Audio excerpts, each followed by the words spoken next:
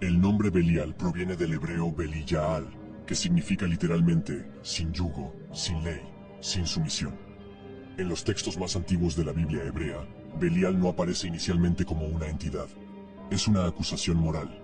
La expresión hijos de Belial se utiliza para designar a personas que rechazan cualquier pacto, desprecian normas morales y no pueden ser restauradas al orden. Estos individuos son descritos como más allá de la redención. No son solo pecadores o transgresores temporales, son tratados como una infección social, algo que no puede ser curado, solo eliminado.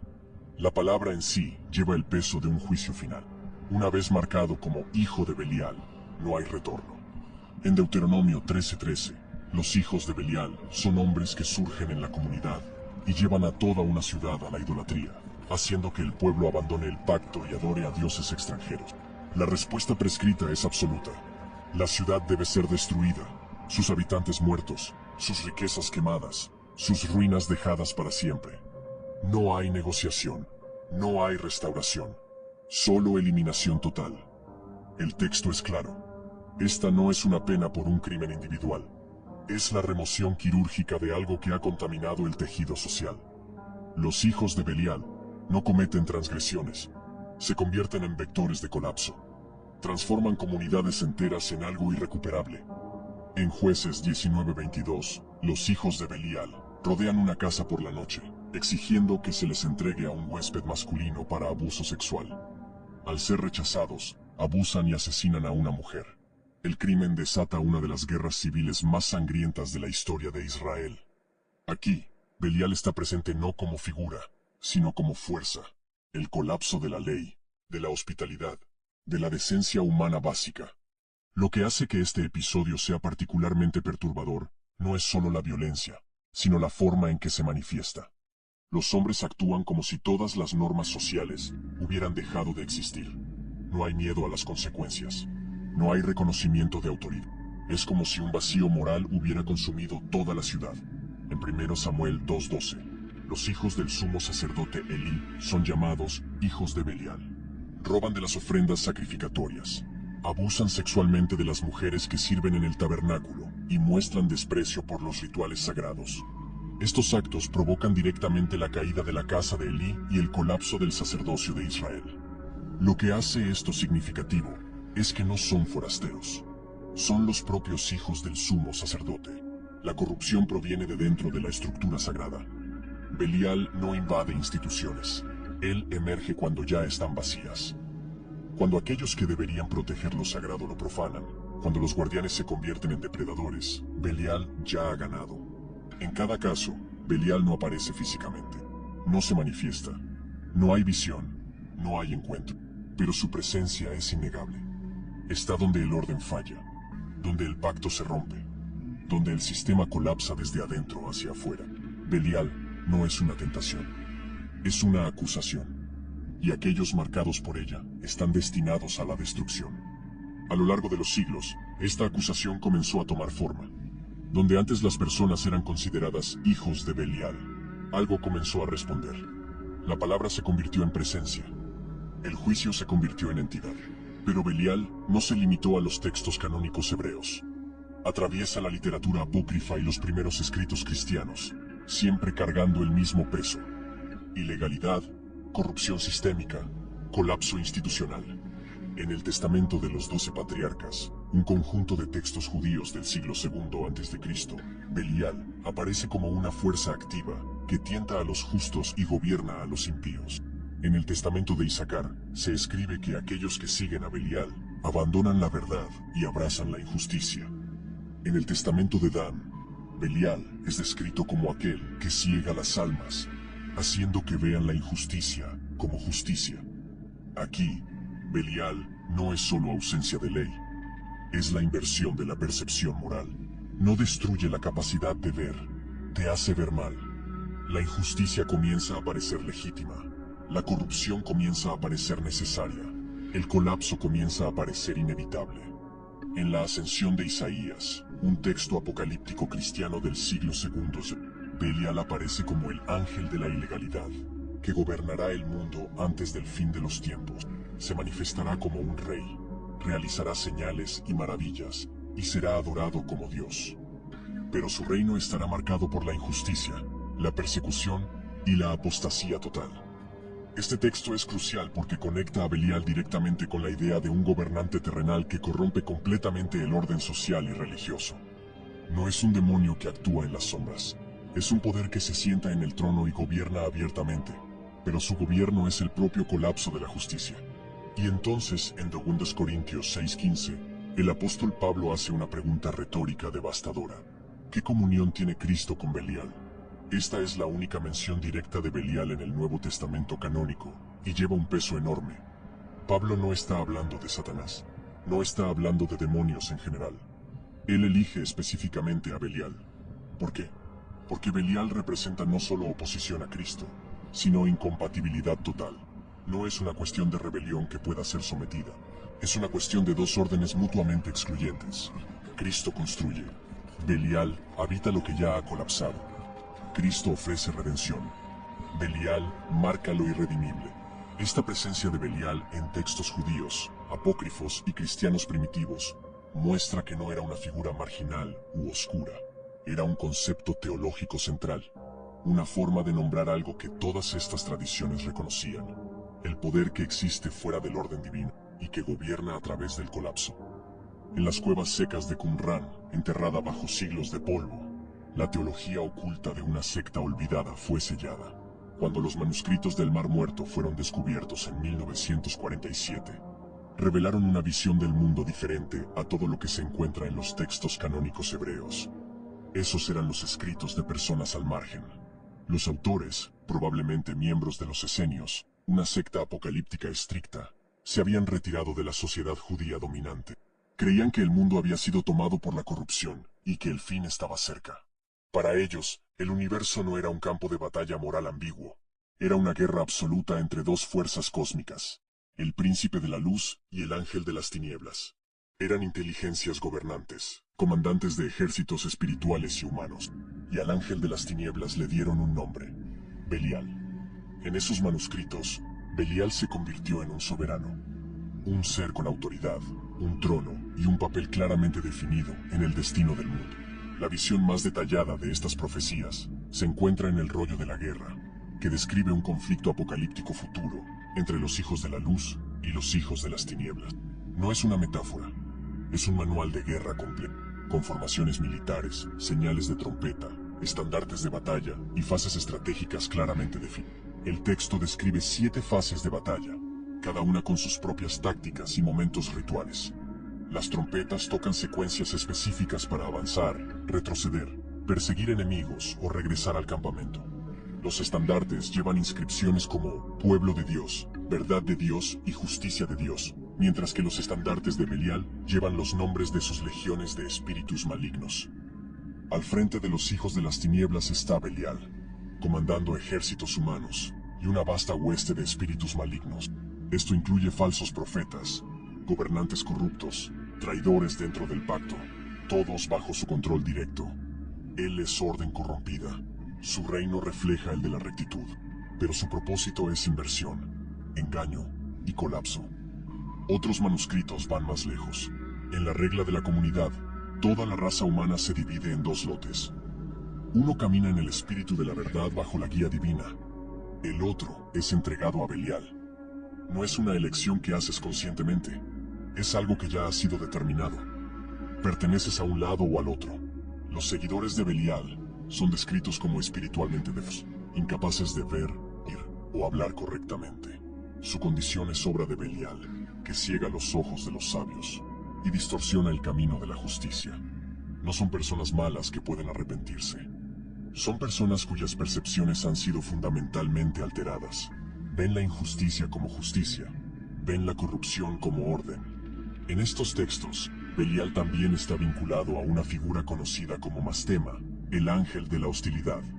En libros apócrifos anteriores como Jubileos, Mastema recibe permiso de Dios para probar, engañar y destruir.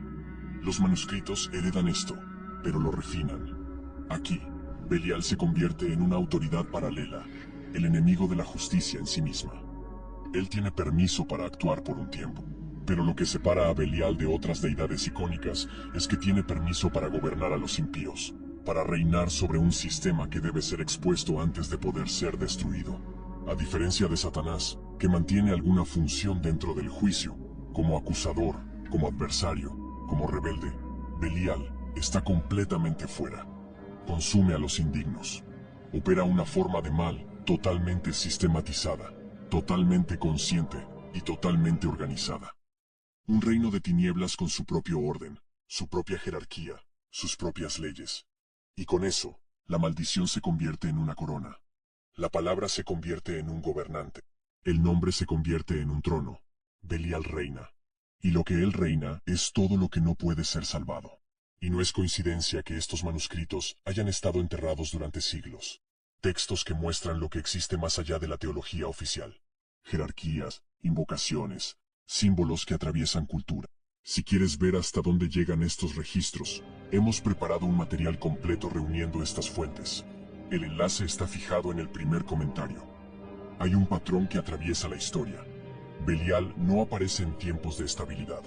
No surge cuando las instituciones funcionan, cuando las leyes son respetadas, cuando la autoridad sirve a la justicia. Él emerge cuando esas estructuras ya han colapsado, o están a punto de colapsar. Belial no inaugura el caos. Se manifiesta cuando el caos ya ha ganado.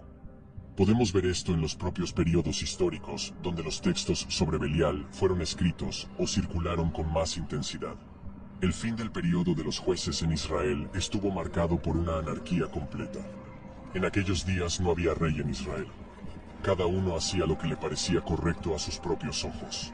Fue en este contexto que los hijos de Belial se multiplicaron. La corrupción sacerdotal que llevó al exilio babilónico fue otro momento de manifestación de Belial. Los propios sacerdotes, que debían mediar entre el pueblo y lo divino, se convirtieron en depredadores.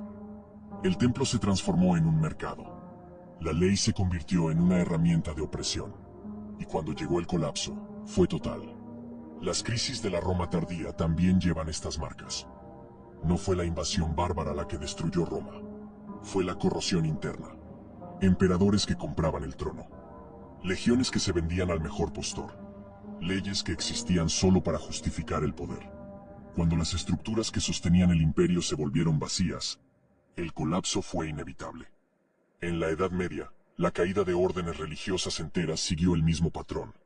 Monasterios que debían ser centros de oración se convirtieron en centros de riqueza y poder político. Abades que vivían como príncipes. Votos que eran quebrantados sistemáticamente. Y cuando llegó la Reforma, no destruyó estas instituciones. Solo expuso lo que ya estaba muerto. Este patrón se repite porque Belial no es una fuerza externa que invade. Él es lo que emerge cuando las instituciones pierden su legitimidad, pero mantienen su poder. Cuando las leyes existen solo para justificar a quienes las crearon. Cuando la autoridad no sirve a la verdad, sino solo a su propia perpetuación. Y aquí está el aspecto más perturbador. Aquellos que habitan estas instituciones vacías, a menudo no se dan cuenta de lo que ha sucedido. Siguen ejecutando rituales, aplicando leyes, ejerciendo autoridad. Pero todo esto se ha convertido en una performance. El contenido ha sido drenado. Solo queda la forma. Y Belial gobierna a través de esa forma vacía. En los grimorios de la Europa medieval, él regresa como rey. Inscrito en latín y encuadernado en libros que prometen poder a aquellos que se atreven a invocarlo. Entre estos textos, uno se destaca por encima de los demás. El Lemegetón, o clave menor de Salomón, un manual fundamental de invocación demoníaca compilado entre los siglos XVII y XVIII. La primera sección, conocida como Ars Goetia, lista 72 demonios que habrían sido atados por el propio rey Salomón y forzados a trabajar en la construcción del templo. Estos espíritus están catalogados con precisión meticulosa, cada uno con su título, apariencia, habilidades específicas y número exacto de legiones bajo su mando. Belial es listado como el 68º espíritu, pero su poder no se mide por su posición en la lista. Se le nombra como un rey poderoso y magnífico, creado inmediatamente después de Lucifer. Esta afirmación es crucial. Creado inmediatamente después de Lucifer. Sugiere que Belial no es parte de la creación ordinaria. Él es algo primordial. Él manda 80 legiones de demonios, un número significativamente mayor que la mayoría de los otros espíritus listados en la Goetia. Para comparación, Asmodeo manda 72 legiones. Belcebú gobierna como un monarca supremo, pero el número exacto de sus legiones no se especifica. Y Paimón, otro rey poderoso, manda 200 legiones. Belial está entre los más poderosos. Los grimorios lo describen apareciendo con la gracia y estatura de un gobernante. Viene como una figura coronada, regia y compuesta, con la presencia tranquila de quien espera ser obedecido. Algunas fuentes dicen que cabalga sobre una carroza de fuego, acompañado por música celestial. Otras lo describen sentado en un trono, hablando con voz clara y autoritaria.